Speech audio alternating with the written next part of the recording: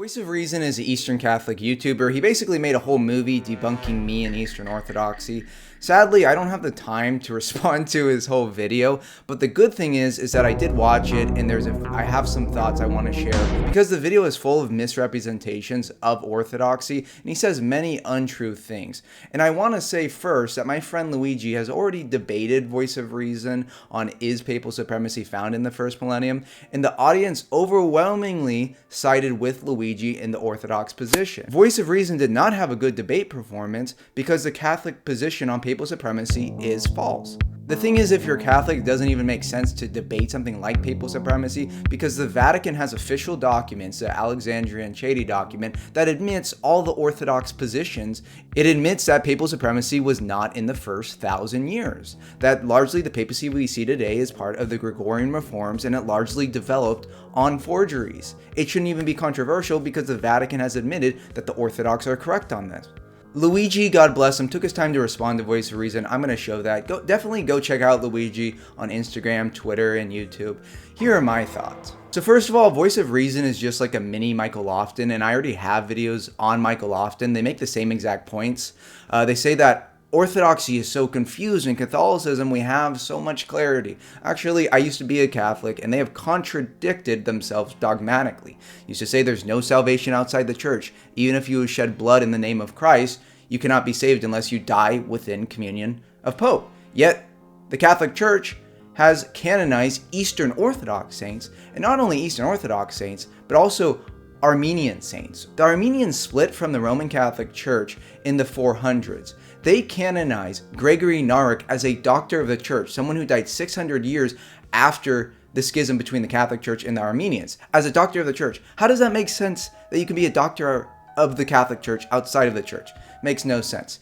The Roman Catholic Church and all traditional Christians used to deny cremation because it's a pagan practice and it's denying the importance of the body. They now allow cremation. The Catholic Church used to teach limbo. Now they canceled limbo. The Catholic Church used to teach against a false ecumenism. We can see this in papal documents like Martilio Animos, where it says that Catholics cannot engage in non-Catholic faith gatherings. Then we see all these interfaith gatherings. We have documents like Fratelli Tutti that are totally ecumenistic and have prayers to a generic father. It's a day and night contradiction. And we can see in Vatican II, if you just read Vatican II, it contradicts all the prior Catholic teaching, especially in documents like Nostra Aetate. We see how they talk about false religions. It even talks in a great light Hinduism and Islam. It says that Muslims and Catholics, they adore the same God. We do not.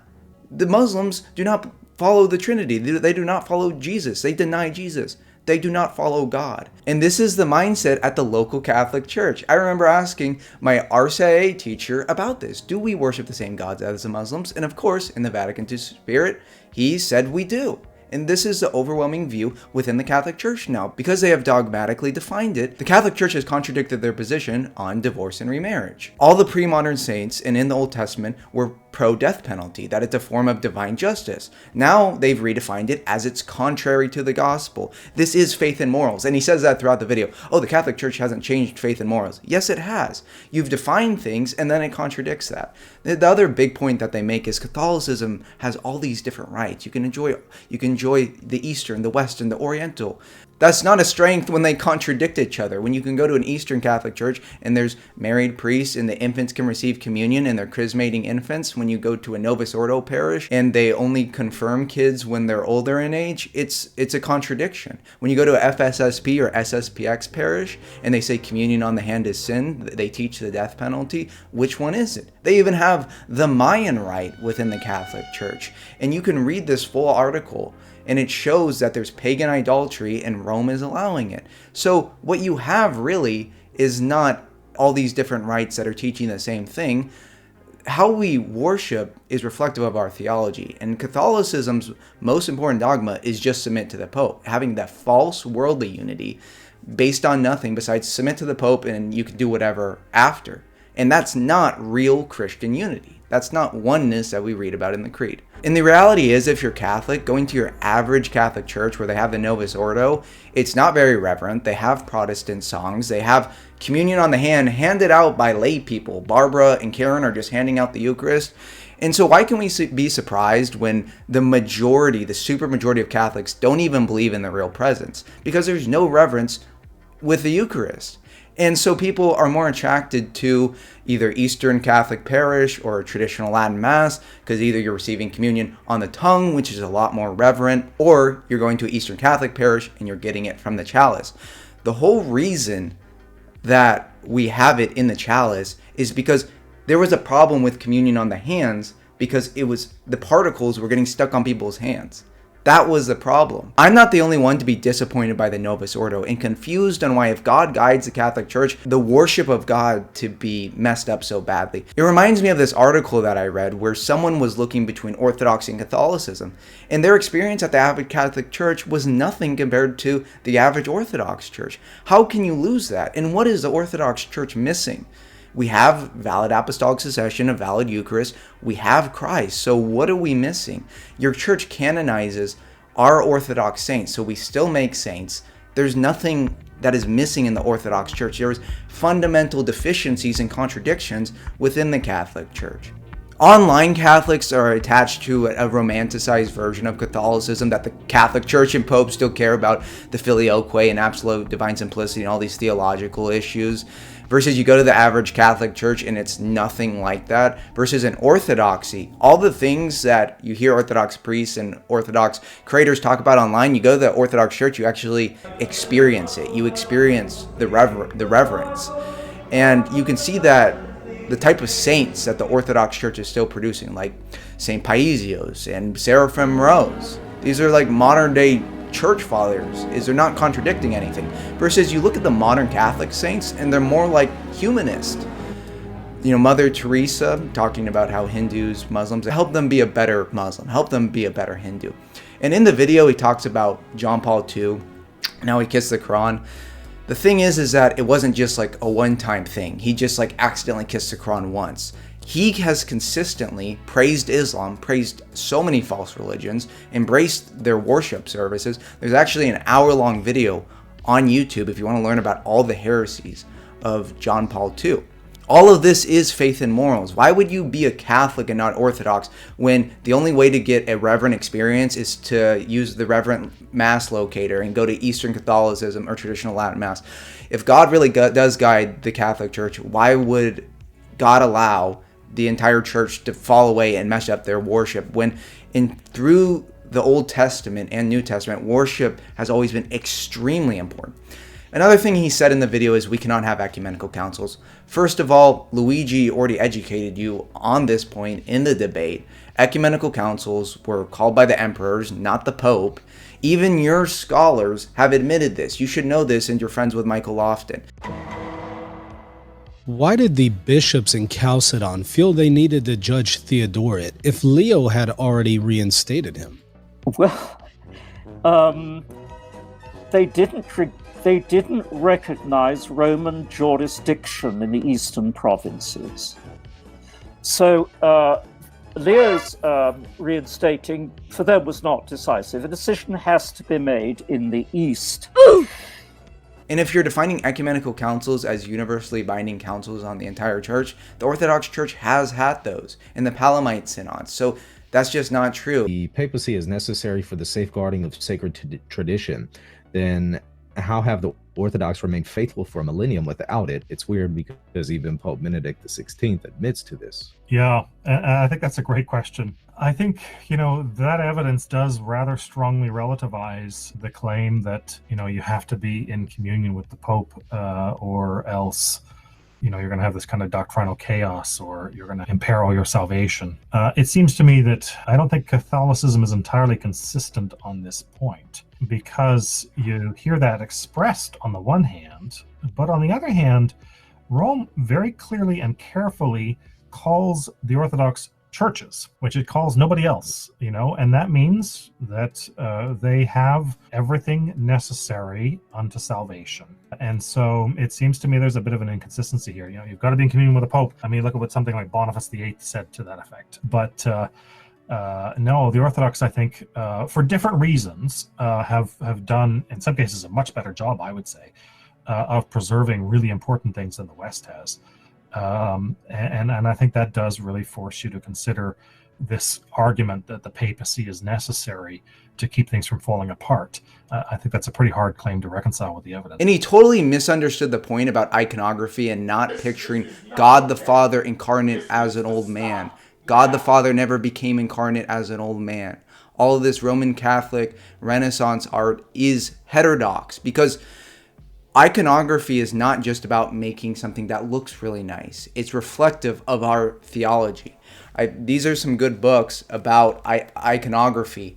And in this, if you just reading the first few chapters, you read about the way that the West went with iconography. And it's why you don't see a lot of iconography in Catholic churches. And you see so much in Eastern Orthodox churches, because Eastern Orthodox heavily follow the Seventh Ecumenical Council, versus it's largely not remembered in the West in practice. I mean, you're not venerating icons at your local Catholic church. And when you go to an Eastern Orthodox church, focus on iconography is totally different. And also, in this, it talks about how, trad popes like Pope Pius said, actually, it's fine to, make the art more secular and make it, to fit the times better. But that's not the point of iconography. It totally misunderstands. And that's why Roman Catholics get a lot of their theology wrong, is because they want to change things, and things are constantly evolving with the time. Is the most important. As you know, Michael, I don't need to tell you, the liturgical reforms after the Second Vatican Council were dramatic and almost earth-shattering to the life of the church. And I don't think the Western Church has recovered, because was it the council? Was it the way the council was interpreted? Who knows? But a tragedy has occurred. In the Eastern Catholic as well as the Eastern Orthodox churches, that shattering has not occurred for all sorts of reasons. And so there's no pre-Vatican II and post-Vatican II really in the Eastern churches to speak of. And so there's greater continuity in all sorts of areas, particularly liturgical worship. The liturgy has changed gradually for 1,500 years in the East. We're not opposed to change, but things are done organically and gradually, and always with the tradition firmly established in the tradition. And the tradition, of course, is a living tradition. It's not a dead tradition. This is a very rich dynamic. Hopefully we'll get the Westerners away from this pre-Vatican II, post-Vatican II mentality, because the faith is not like that. It's much richer, much deeper, much more profound than I'm afraid either of those two groups appreciate, the progressives or the conservatives. They're limiting themselves to the Latin tradition after Vatican II, or even after the Council of Trent. We can help them to really discover the Latin tradition that was before Trent and in the first millennium, to get more in touch with their own roots, which we have in some ways kept more alive, the common roots that we have of the first millennium. I think it's very important in this period of upheaval to the Roman Catholic Church. This entire video was full of bad, fallacious arguments. This is what Luigi had to say. Many of you watched Voice of Reason's debunking of orthodoxy, so I wanted to give it a response. If you are going to say that Catholicism is false because of how they administer the Eucharist, guess what? You have to say that all of Christianity for the first 800 years of the faith is false, was false. Why? And this is something that Orthodox and radical traditionalist Catholics don't like to admit. A lot of them don't even know this, but communion in the hand, believe it or not, and I'm going to prove it to you, I'll pull out the receipts, communion in the hand was actually the norm in the early church for the first 800. He's most likely pulling this from this article, which makes the same claim about the first 800 years. However, Pope Leo in the 5th century explicitly says that they receive communion in the mouth. St. Basil says in letter 93 the exact same thing. In fact, he only gives 2 exceptions for receiving communion in the hand: under times of persecution when no priest is present, and for hermits and ascetics. Pope Sixtus says that it's prohibited to touch it with your hand, and this is as early as the 2nd century. Let's see his receipts. Patristic age, they all received the Eucharist in the hand. In fact, receiving it any other way was actually forbidden. But it wasn't forbidden by the Catholic Church. It was actually forbidden by the Orthodox Church. A lot of people don't know that the Orthodox Church, the Council of Trullo from 692, that it forbade administering the Eucharist on the... This is a common claim. However, on page 174 of Richard Price's work on this council, he actually translates this canon to say that the laymen are to receive communion in the mouth and not on the hands. I agree there's nuance to this topic, but it's certainly not as black and white as your claim that this was universally practiced in the hand for 800 years. Famous icon that the Orthodox have, and the Byzantine Catholics have as well too. It's actually in my the parish that I go to. There's this beautiful icon of the Holy Trinity. All three persons of the Trinity are incarnate, so to speak. In the icon, you see them all as men. This icon is not depicting the Holy Trinity. It's an icon of the three angels that visit Abraham in Genesis chapter 18. Now, one of these angels was indeed the divine Logos, or the Son. But the other two were just angels. Now, because there are three angels, in that sense it is representing the Trinity. But only in that sense, not in the sense that they are incarnate. And that is the only canonical icon of the Holy Trinity in the Orthodox Church. All the other ones you presented are non-canonical. Next point. Why would any person trust his church with their soul? Okay, I just explained it because this church, the Catholic Church, is the church that was founded by Jesus Christ. This is begging the question. It's the whole debate over the Orthodox Church and the Roman Catholic Church. Which one is founded by Christ? And we actually have more of a claim to it, since 4 out of the 5 ancient patriarchs are in the Orthodox Church. Next. There are major deficiencies in Eastern Orthodox doctrine, in dogma that they have that are not present in Catholicism. Catholicism has answered everything. If you've answered everything, then why can't your church decide on infant communion? This was something that was universally practiced in the First Millennium Church that the Orthodox Church maintains today. Latin canon law and the Council of Trent prohibit it. Yet your Eastern Catholic churches, like the one you attend, allow it and commune infants. The Eucharist is literally eternal life, and your one church can't even decide whether or not to give it to infants. Next point. Eastern Orthodox Christians can't agree with each other on anything. We can't agree with each other on anything, and yet we've somehow remained one church for 1,000 years without the Pope. Next. We can't agree with each other on who is validly baptized and who. It's not that we can't agree, it's that we leave it up to the bishop to decide. This topic was hotly debated in the first millennium, even after the Pope supposedly decided for the church. Apostolic Canon 46 says baptisms by heretics is not valid. And again, just because we've given this decision to the bishop doesn't mean we can't decide. Next point. Can't agree with each other on if the Catholic Church has valid sacraments or not. They can't agree amongst each other if the Oriental Orthodox Church has valid sacraments or not. They can't agree amongst each other if the Assyrian Church of the East has valid sacraments. The Council of Jerusalem in 1672 explicitly affirms there is no valid Eucharist outside the Orthodox Church. Which makes sense. How can Christ be divided? Your church, however, affirms valid Eucharist in my church, which begs the question, if you affirm that we have the Eucharist, which is Christ, then what are we missing? Can't agree with each other on the doctrine of original sin. This is simply false. The Council of Carthage in 419 was affirmed by Nicaea too. The definition of original sin given in that council is canonical for any Orthodox. Ironically, in your church's attempt to hyper-define everything, they've actually contradicted themselves on the topic of original sin. In the Catholic Catechism now, it states that original sin doesn't entail personal fault. Yet the traditional Augustinian view, which has been affirmed by your church forever, explicitly says that it does. This was even as recent as the Council of Trent, which explicitly says that you inherit guilt from original sin. So hyper-defining every little doctrine just creates more confusion. They can't agree with each other on the doctrine of Mary's sinless. This one is pretty ironic, considering Thomas Aquinas, their doctor of the church, denies the doctrine of the Immaculate Conception.